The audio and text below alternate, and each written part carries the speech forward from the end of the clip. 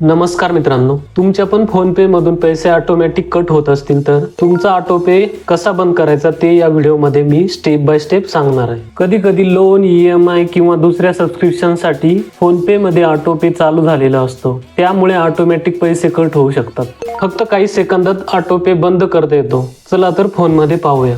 आता सर्वात आधी फोन पे ओपन करा. वरच्या बाजूला तुमच्या प्रोफाइल वरती टॅप करा.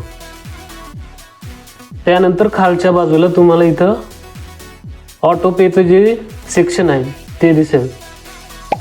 त्यानंतर त्यावरती टॅप करायचे. त्यानंतर ज्या ॲपचं सबस्क्रिप्शन कॅन्सल करायचे त्याला सिलेक्ट करायचे.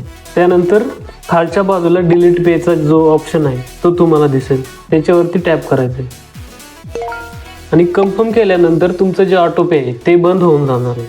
व्हिडिओ युजफुल वाटला असेल तर चॅनलला सबस्क्राईब करा. अशाच मराठी एक अपडेटसाठी टेक हब मराठीला फॉलो करायला विसरू नका.